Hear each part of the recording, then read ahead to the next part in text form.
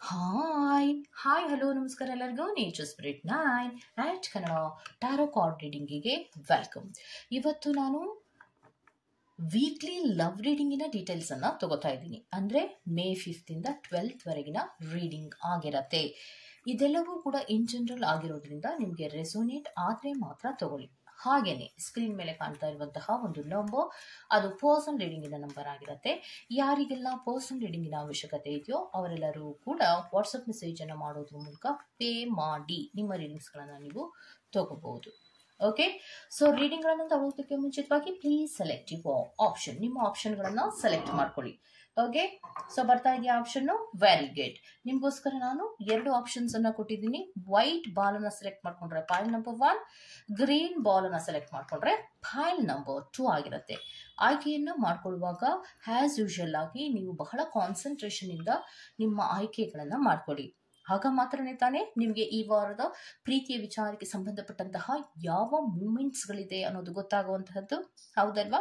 Okay, ಹಾಗೇನೆ description box ನಲ್ಲಿ ಪ್ರತಿ ಫೈಲ್ನ ಟೈಮಿಂಗ್ಸ್ ಅನ್ನ ಕ್ಲಿಯರ್ ಆಗಿ ಮೆನ್ಷನ್ ಮಾಡಿರ್ತೀನಿ. ನೀವು ಯಾವ ಫೈಲ್ ಅನ್ನ ಸೆಲೆಕ್ಟ್ ಮಾಡ್ಕೊಂಡಿರ್ತೀರೋ ಆ ಫೈಲ್ನ ಟೈಮಿಂಗ್ಸ್ ಅನ್ನ ನೋಡಿ ಸ್ಕಿಪ್ ಆಗಿ ನಿಮ್ಮ ರೀಡಿಂಗ್ಸ್ ಗಳನ್ನ ನೀವು ತಗೋಬಹುದು. ಓಕೆ, ಸೊ ರೀಡಿಂಗ್ ಅನ್ನು ಶುರು ಮಾಡೋಣವಾ? Okay, let start. So spirits, pile number 1 ಅಂದ್ರೆ ವೈಟ್ ಕಲರ್ ಇರುವಂತಹ ಬಾಲ್ ಅನ್ನ ಯಾರೆಲ್ಲ ಸೆಲೆಕ್ಟ್ ಮಾಡ್ಕೊಂಡಿದ್ದಾರೋ ಅವರಿಗೆ ಈ ವಾರದ ಪ್ರೀತಿಯ ಜೀವನಕ್ಕೆ ಸಂಬಂಧಪಟ್ಟಂತಹ ಮಾಹಿತಿಯನ್ನ ಕೊಡಿ ಸ್ಪಿರಿಟ್ಸ್.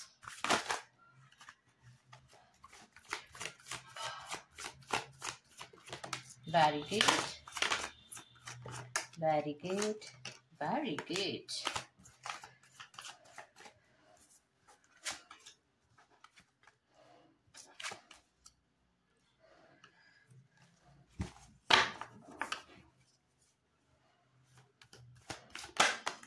Very good.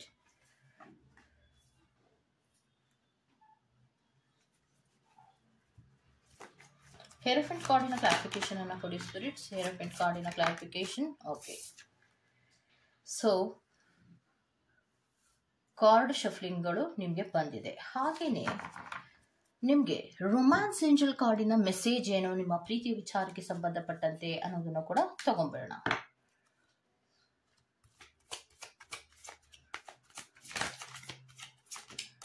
ಈ ವಾರದ ರೊಮ್ಯಾನ್ಸ್ ಏಂಜಲ್ ಕಾರ್ಡಿನ ಮೆಸೇಜ್ ಓಕೆ ಇಲ್ಲಿದೆ. ಓಕೆ, ಸೊ ಪೈಲ್ ನಂಬರ್ 1 ಅವರಿಗೆ ಬಂದಿರುವಂತಹ ಮೊದಲನೇ ಕಾರ್ಡು ಯಾವುದು ಅನ್ನೋದಾದ್ರೆ ಸ್ಟ್ರೆಂತ್ ಕಾರ್ಡು ಬರ್ತಾ ಇದೆ.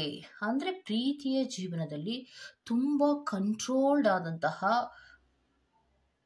ಲವ್ ಇರುವಂತಹದ್ದು ರೆಪ್ರೆಸೆಂಟ್ ಆಗ್ತದೆ. ಅಂದ್ರೆ ಪ್ರೀತಿಯಲ್ಲಿ ಹೀಗೆ ಮಾಡು, ಹಾಗೆ ಮಾಡು, ಹೀಗೆ ಇರಬೇಕು ಅನ್ನುವಂತಹ ಕೆಲವೊಂದು ಕಂಟ್ರೋಲ್ ಇರುವಂತಹದ್ದನ್ನ ರೆಪ್ರೆಸೆಂಟ್ ಮಾಡ್ತಾ ಇದೆ. ಓಕೆ, ಸೊ ನೆಕ್ಸ್ಟ್ ಪ್ರೀತಿಯ ಜೀವನಕ್ಕೆ ಸಂಬಂಧಪಟ್ಟಂತೆ ಯಾಕೆ ಅನ್ನೋದಾದ್ರೆ ಅವ್ರು ಹೇಳೋದೇನು ಅಂದ್ರೆ, ನಾನು ಸಮಾಧಾನವಾಗಿರ್ಬೇಕು ಅಂದ್ರೆ ಪ್ರೀತಿಯ ಜೀವನದಲ್ಲಿ ಎಲ್ಲವೂ ಕೂಡ ಸರಿಯಾಗಿರ್ಬೇಕು ಅಂತ ಅನ್ನೋದೇ ಆದ್ರೆ, ಸೆಲ್ಫ್ ಸಫಿಶಿಯೆಂಟ್ ಆಗಿ ನನ್ನ ಪ್ರೀತಿ ನಿನಗೆ ಸಿಗ್ಬೇಕು ಅನ್ನೋದಾದ್ರೆ ನೀನು ನಾನು ಹೇಳಿದ ಹಾಗೆ ಮಾಡಬೇಕು ಅನ್ನುವಂತಹ ಕೆಲವೊಂದು ಸಿಚುಯೇಷನ್ಸ್ ಗಳಲ್ಲಿ ನೀವು ಈ ವಾರ ಇರುವಂತಹ ಸಾಧ್ಯತೆಗಳಿರತ್ತೆ.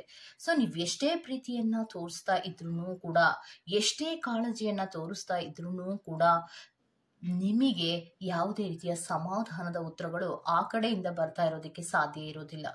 ಸೊ ಅದನ್ನ ನೀವು ಕರೆಕ್ಟ್ ಆಗಿ ಗಮನಿಸಿ. ಯಾಕೆ ಅಂದ್ರೆ ನೀವು ತುಂಬಾ ಸಮಾಧಾನವಾಗಿರ್ತೀನಿ, ನಾನು ಪ್ರೀತಿಯನ್ನ ಕೊಡ್ತಾ ಇದ್ದೀನಿ ಅಂದ್ರೆ ಅಲ್ಲಿ ಹೆಚ್ಚು ಕಂಟ್ರೋಲ್ಗಳೇ ಇರುತ್ತೆ ಹೊರತು ಅಲ್ಲಿ ನಿಮಗೆ ಫ್ರೀಡಮ್ಗಳು ಇರೋದಿಲ್ಲ ಅನ್ನುವಂಥದ್ದನ್ನ ರೆಪ್ರೆಸೆಂಟ್ ಮಾಡ್ತಾ ಇದೆ ಈ ವಾರಕ್ಕೆ.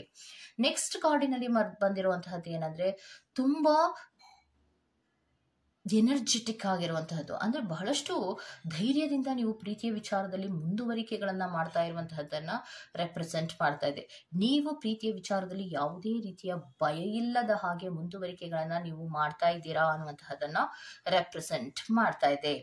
ಓಕೆ, ಸೊ ನೆಕ್ಸ್ಟ್ ನಿಮಗೆ ಬಂದಿರುವಂತಹದ್ದು ಹೇರೋಫೆಂಟ್ ಕಾರ್ಡ್ ಅನ್ನೋದಾದ್ರೆ ಸಿನ್ಸಿಯರ್ ಲವ್ವಿನ ಕಡೆಗೆ ಹೆಚ್ಚು ಗಮನವನ್ನ ಕೊಡ್ತಾ ಇದ್ದೀರಾ. ಸಿನ್ಸಿಯರ್ ಲವ್ವಿನ ಕಡೆಗೆ ಹೆಚ್ಚು ಗಮನವನ್ನ ಕೊಡ್ತಾ ಇದ್ದೀರಾ. ಆದ್ರೆ ಇದು ಜಸ್ಟಿಸ್ ಕಾರ್ಡ್ ಆಗಿರೋದ್ರಿಂದ ಡಿಸರ್ವಿಂಗ್ ಲವ್ ಅನ್ನ ರೆಪ್ರೆಸೆಂಟ್ ಮಾಡ್ತಾ ಇದೆ. ಸೊ ಪ್ರೀತಿಯ ವಿಚಾರದಲ್ಲಿ ಏನೇ ಮುಂದುವರಿಕೆಗಳನ್ನ ಮಾಡೋಕೆ ಹೋದ್ರೂ ಕೂಡ ಬಹಳ ಧೈರ್ಯವಾಗಿ ನೀವಿರ್ತೀರಾ.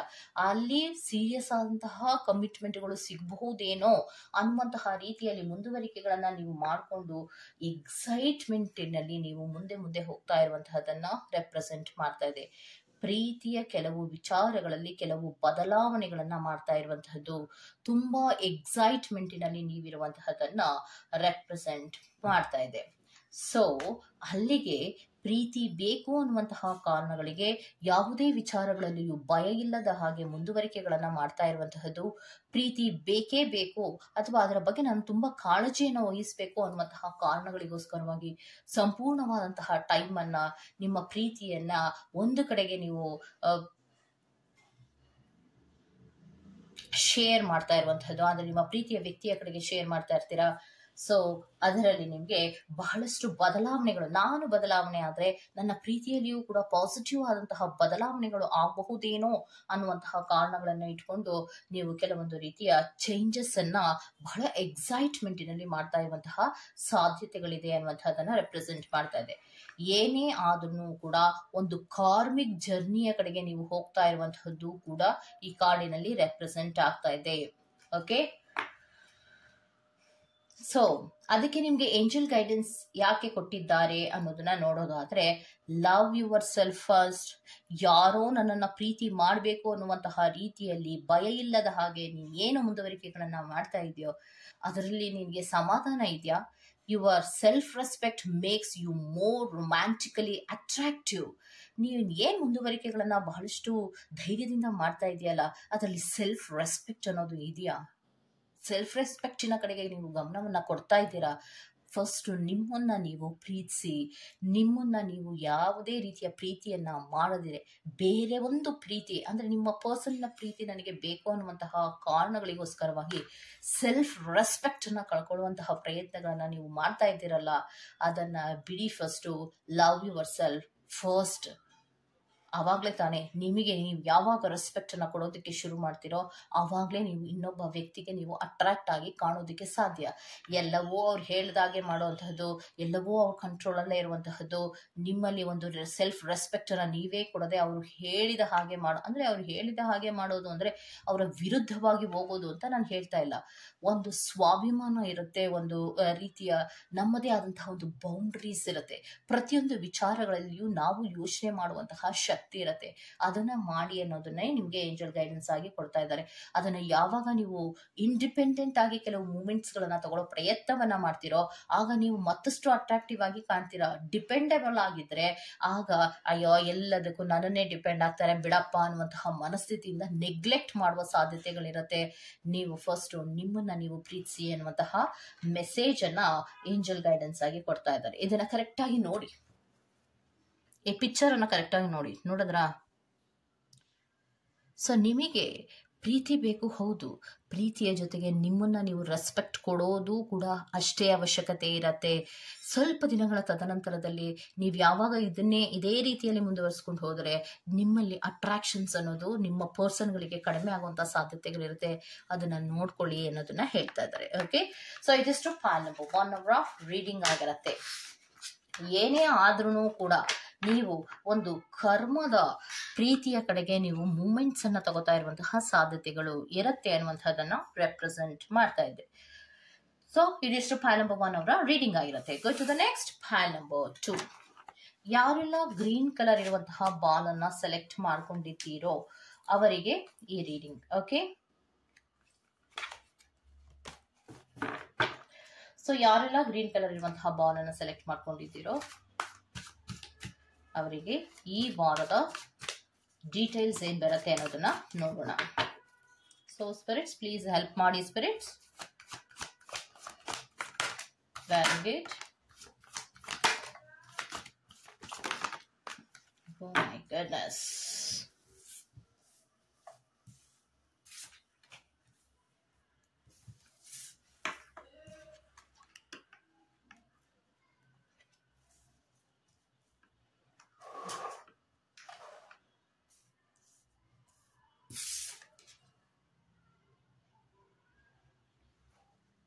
ಓಕೆ, ಹಾಗಿದ್ರೆ ಪ್ಯಾನ್ ನಂಬರ್ 2 ಅವರಿಗೆ ಈ ವಾರದ ರೊಮ್ಯಾನ್ಸ್ ಏಂಜಲ್ ಕಾರ್ಡಿನ ಮೆಸೇಜ್ ಏನು ಅನ್ನೋದನ್ನ ನೋಡೋಣ.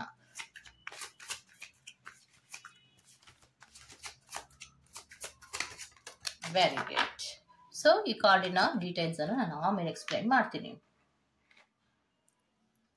ಈಗ ಫಾಲಬಟು ಅವರಿಗೆ ಮೊದಲನೇ ಕಾರ್ಡ್ ಯಾವ್ದು ಬಂದಿದೆ ಅಂದ್ರೆ ಪ್ರೆಸೆಂಟಬಲ್ ಆಗಿರ್ಬೇಕು. ಪ್ರೀತಿ ಅಂದ್ರೆ ಒಂದು ಅಟ್ರಾಕ್ಷನ್ಸ್ ಇರಬೇಕು, ಅದರಲ್ಲಿ ಮತ್ತೆ ಸಕ್ಸಸ್ ಇರಬೇಕು.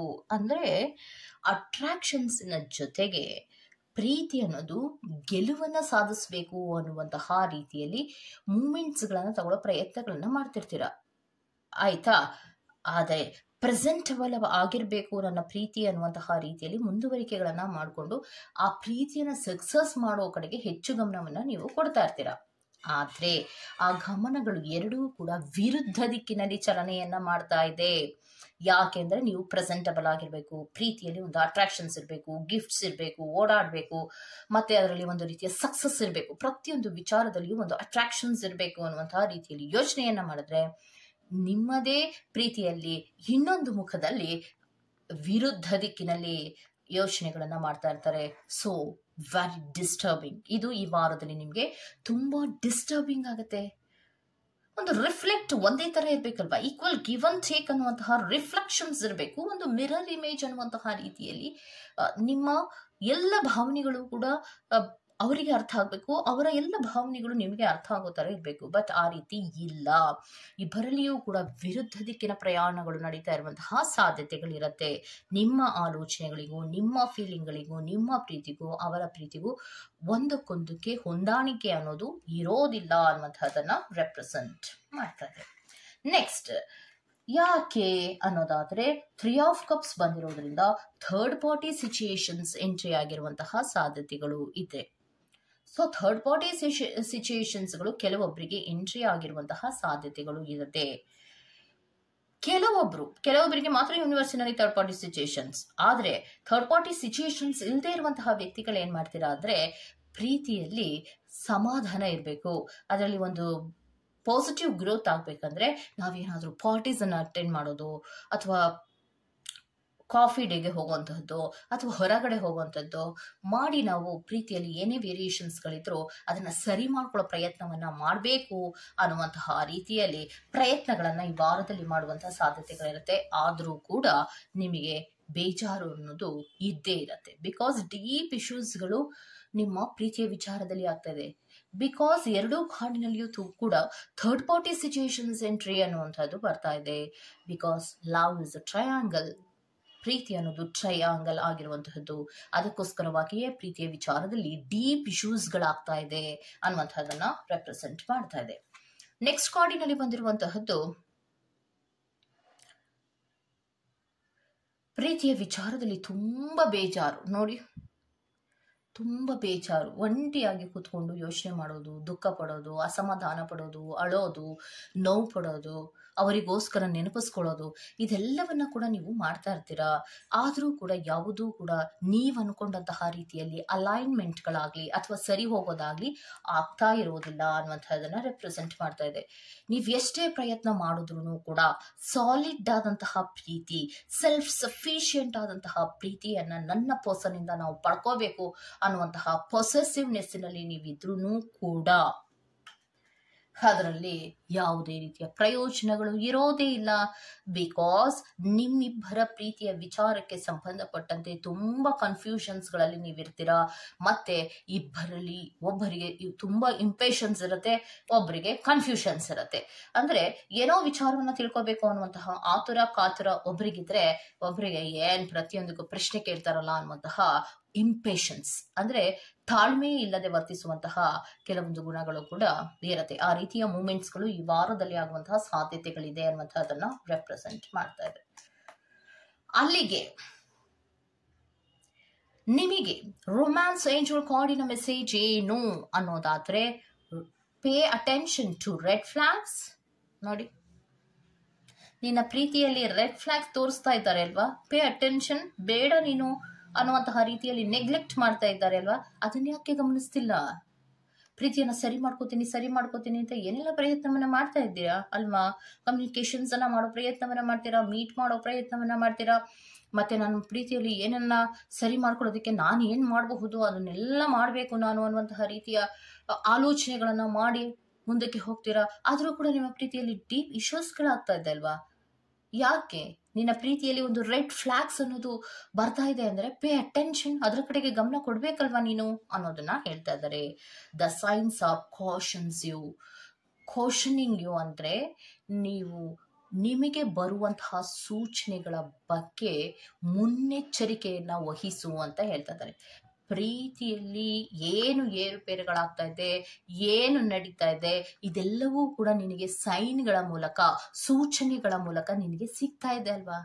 ಅದರ ಬಗ್ಗೆನೇ ನೀನು ಗಮನವನ್ನ ಕೊಡದೆ ಬರೀ ನನಗೆ ಪ್ರೀತಿ ಬೇಕು ಅಂತ ಹೇಳಿ ಸಿಗ್ತಾ ಇರುವಂತಹ ಸೂಚನೆಗಳನ್ನ ನೀನು ಯಾವುದನ್ನ ಗಮನಿಸ್ತಾ ಇಲ್ಲ, ಅದಕ್ಕೆ ನಿನಗೆ ಇಷ್ಟೊಂದು ದುಃಖಗಳಾಗ್ತಾ ಇರೋದು ಅನ್ನೋದನ್ನ ರೊಮ್ಯಾನ್ಸ್ ಏಂಜಲ್ ಕಾರ್ಡಿನ ಮೆಸೇಜ್ ಆಗಿ ಕೊಡ್ತಾ ಇದ್ದಾರೆ. ಓಕೆ, ಸೊ ಇದಿಷ್ಟು ಫೈಲ್ ನಂಬರ್ 2 ಅವರ ಈ ವಾರದ ಲವ್ ರೀಡಿಂಗ್ ಆಗಿರುತ್ತೆ.